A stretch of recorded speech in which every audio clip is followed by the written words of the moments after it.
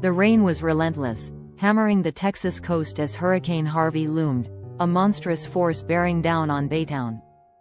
In the early hours of August 25, 2017, Crystal McDowell stepped out of her boyfriend's house, her black Mercedes gleaming under the streetlights. She sent a quick text, "On my way. Do you have water? Looks like I may stay here with the kids." It was the last time anyone would hear from her. As floodwaters swallowed the city, Crystal vanished, leaving behind a trail of questions. Who was the last person to see her alive? Why was her car found abandoned in a motel parking lot, keys left on the console? And what dark secrets were hidden beneath the storm's chaos? This is a story for true crime enthusiasts, a journey through a tangled web of love, betrayal, and murder. Stay with us, because missing this case means missing a chilling tale that proves even the brightest spirits can be extinguished in the darkest storms. Background and setup: Crystal McDowell was a radiant presence in Baytown, Texas, a small suburb of Houston where community ties run deep. At 37, she was a woman who seemed to have it all: beauty, ambition, and a magnetic personality that drew people to her. A former flight attendant with a gypsy soul, Crystal had spent a decade soaring through the skies, her infectious laugh and self-described dorkiness making her a favorite among colleagues. She radiated light, one coworker recalled, her voice tinged with nostalgia. Crystal had recently transitioned to a career in real estate, a move that showcased her drive to build a better life for herself and her two young children, Madden, 8, and Maui, 5.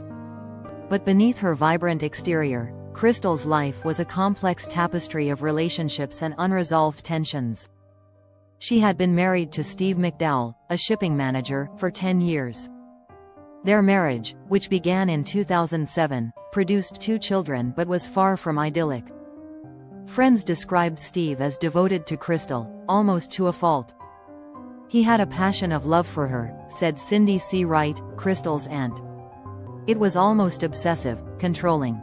Steve would rub her feet or brush her hair at her whim, but over time, their dynamic grew strained. Crystal was the provider, the one pushing to be her best self, while Steve seemed content to remain in her shadow." By 2017, their marriage had unraveled, culminating in an amicable divorce, or so it seemed. Crystal moved into a townhouse she was renovating but continued living with Steve and their children in a house she had helped him buy, an arrangement that raised eyebrows among those who knew them. Crystal's life took a new turn when she met Paul Hargrave, a local jewelry store owner, in the summer of 2017. Their romance was whirlwind, filled with the giddy excitement of new love. "I've never been happier in my whole life," Crystal posted on Facebook just 2 days before her disappearance. She and Paul dreamed of traveling to Europe together, and she even invited him on a family cruise, though Steve, her ex-husband, was also set to join. The arrangement was awkward, and when Crystal asked Steve to stay behind, it didn't sit well. He was pretty upset about that, Paul later told investigators, his voice heavy with concern. As Hurricane Harvey approached, Baytown braced for impact. Grocery stores were stripped bare, and residents scrambled to stock up on supplies. Crystal, ever responsible, was in constant contact with her family, texting her uncle Jeff Walters daily. Jeff, who had cared for Crystal since her parents' death when she was 11, described her as one of the most responsible people I know. But on August 25, 2017, as the storm's first raindrops fell, Crystal's messages stopped. Her silence was deafening. The crime, the morning of August 25, 2017, began like any other for Crystal McDowell. She had spent the night at Paul Hargrave's house, their budding relationship a bright spot in her life.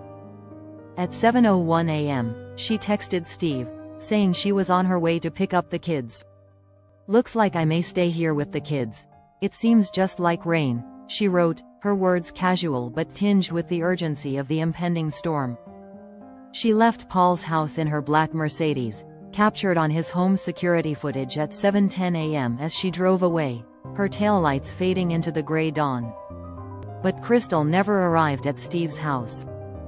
Her phone went silent, and her Mercedes vanished into the chaos of Baytown's storm preparations. As Hurricane Harvey unleashed its fury, flooding streets and submerging homes, Crystal's absence became a gnawing mystery. Her uncle Jeff, frantic with worry, reached out to friends and family. "I get messages from her every morning," he said, his voice cracking. "She never loses contact with us." Paul, too, was alarmed, his texts to Crystal going unanswered. "I thought maybe she was just preoccupied with getting ready for the storm," he later told CBS, but his gut told him something was wrong. By the time the floodwaters began to recede, Crystal's disappearance had become a full-blown crisis. Her black Mercedes was found abandoned in a Motel 6 parking lot, the keys left on the console, an odd detail that screamed of something staged. Sheriff Brian Hawthorne, a seasoned lawman with a keen instinct for trouble, surveyed the scene with a sinking feeling. "My criminal investigation captain told me he felt like it was set up for someone to take it," he said. The car's discovery was a breakthrough, but the floodwaters had washed away potential evidence, leaving investigators with more questions than answers. Crystal was a devoted mother, the kind who would never abandon her children. "Mothers don't leave their kids," Sheriff Hawthorne said, his voice firm with conviction. Yet Crystal was gone, and the storm's chaos had given her killer a perfect cover. The question was, who had the motive to make her disappear? Investigation. The Chambers County Sheriff's Office launched a relentless investigation, undeterred by the floodwaters that had stranded deputies and destroyed homes. Sheriff Hawthorne and District Attorney Cheryl Leak assembled a team of investigators, including Texas Rangers, who worked around the clock despite personal losses. "We had deputies flooded out of their homes," Leak recalled. "One of our investigators lost his entire house, yet they showed up for work every day, looking for this woman." The investigation zeroed in on 3 men in Crystal's life: her ex-husband Steve McDowell, her new boyfriend Paul Hargrave, and her uncle Jeff Walters. Each had a connection to Crystal, and each raised suspicions in their own way. Steve McDowell was the first to draw scrutiny. Despite his claims of an amicable divorce, family members painted a different picture.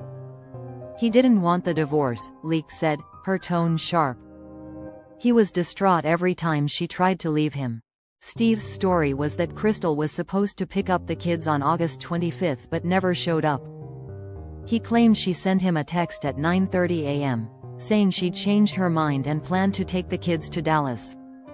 But Jeff Walters, who saw the text, said it didn't sound like Crystal. "Nobody knew where she was," he told investigators. "Nobody had heard her voice." Paul Hargrave, Crystal's new boyfriend, was next. He was the last person to see her alive, and his security footage showed her leaving his house at 7:10 a.m. But Paul's decision to share that footage with the media before investigators raised red flags.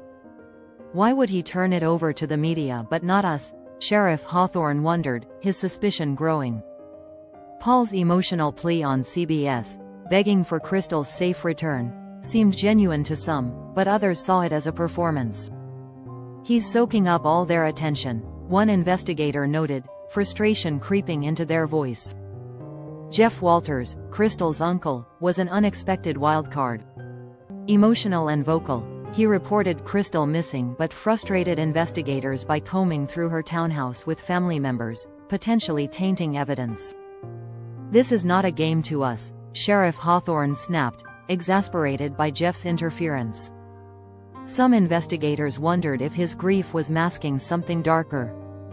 The investigation stalled as the storm's aftermath hampered progress. Floodwaters delayed forensic analysis of Crystal's Mercedes, and the crime scene lab was overwhelmed. But a break came when a family friend spotted the car in the Motel 6 parking lot. "I'll give the family credit for finding that vehicle," Hawthorne admitted. The unlocked car, with keys left inside, screamed of a setup, but who had left it there? Investigators turned to security footage from nearby businesses. A camera at a Shell gas station next to the motel captured a man resembling Steve McDowell stuffing something, possibly clothing, deep into a trash can, glancing nervously toward the motel. Another video showed a figure parking Crystal's car in the lot and walking away. It resembles her ex-husband, an investigator said, their voice tight with realization. The net was tightening, but the evidence was still circumstantial.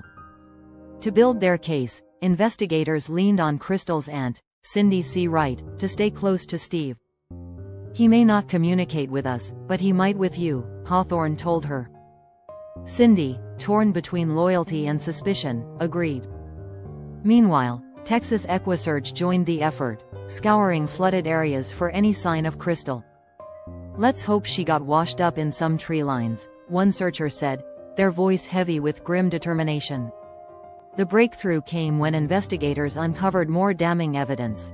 Security footage from a nearby Walmart showed Steve buying a bicycle and riding it home along the Interstate 10 service road. It was the answer to how he'd returned home after ditching Crystal's car. "For me, that was the turning point," Leek said, her eyes narrowing. With Steve now the prime suspect, investigators brought him in for repeated questioning. He was cooperative but aloof, insisting he had nothing to do with Crystal's disappearance. "It's a game to him," Leek fumed. "He thinks we have no direct evidence," but the pressure was mounting. Steve's polygraph results were troubling. He failed, while Paul's were inconclusive. The team knew they needed a confession to find Crystal's body. In a bold move, investigators worked with family services to remove Madden and Maui from Steve's custody, placing them with Cindy. "We knew that would be the final straw," Leek said. Steve's reaction was visceral. He nearly collapsed, his facade cracking. Exhausted, he promised to return the next morning to tell everything. Letting him go was a gamble, but Sheriff Hawthorne took it, banking on Steve's emotional unraveling. That night, Steve summoned his older daughter, Krista, from college. In a chilling conversation, he hinted at the truth. "The Rangers told me if I tell them where the body is, they'll lessen my punishment," he said, avoiding her gaze. Krista, stunned, pressed him. "You don't know where the body is, do you?" Steve's silence was deafening. "I can't tell you what I did," he finally whispered, tears streaming down his face. As the Rangers arrived, Krista collapsed, her world shattered. Outcome and aftermath. The next morning, Steve McDowell returned to the sheriff's office, ready to confess. In a quiet room, with Sheriff Hawthorne watching from behind a one-way mirror, Steve recounted the horrific events of August 25. He admitted to strangling Crystal from behind after an argument, catching her off guard as she returned home from Paul's. "I loved her," he sobbed, his voice breaking. "I would do anything for her," but his love had turned deadly. After killing her, Steve wrapped her body in trash bags and left the children alone to dispose of her in a wooded area off an access road near their home. Guided by Steve's confession, investigators located Crystal's body in a dense thicket, hidden among storm-tossed debris. "It was just relief," Leek said, her voice soft but resolute. On June 19, 2019, Steve McDowell was charged with murder. At trial, he claimed Crystal's death was a spontaneous hug that got out of control, arguing sudden passion to reduce his sentence. But Leek was unrelenting. "This was premeditated," she told the jury. "He decided if he couldn't have her, nobody could." After 5 days of testimony, the jury deliberated for just 3.5 hours before finding Steve guilty. He was sentenced to 50 years in prison, eligible for parole in 2042. "I hope he never makes it out," Leek said, her voice firm. "He deserves whatever he gets." The impact on Crystal's family was profound. Her children, Madden and Maui, were left motherless and fatherless, a tragic echo of Crystal's own childhood loss. Cindy broke the news to them, holding their hands as she said, "We've found your mommy. She's in heaven, and your daddy's in jail for taking her life." Madden, only 8, looked up and said, "I can deal with this," hugging his sister tightly. "I'll always take care of you, Maui." Krista, Steve's daughter from a previous marriage, vowed to be a guiding force for her younger siblings. "They have no one," she said, her voice thick with resolve. "I need to be the person they look up to." The children were placed with a family friend out of state, who is seeking full custody, offering them a chance at stability. The case gripped Baytown, a community already reeling from Harvey's devastation. Crystal's story became a somber reminder of the hidden dangers within relationships, amplified by the storm's chaos. Media coverage, including a 48 Hours special, brought national attention, with viewers captivated by the twists and the tragedy of a mother's loss. Closing reflection: Crystal McDowell's life was a beacon of light, her laughter and spirit touching everyone she met. But beneath the surface, love turned toxic, and a storm, both literal and figurative, concealed a crime that shattered a family. This case reminds us that even in the safest communities, darkness can lurk in the hearts of those closest to us. As Madden and Maui move forward, carrying their mother's love, we're left to wonder, how many other secrets lie buried, waiting for the floodwaters to recede?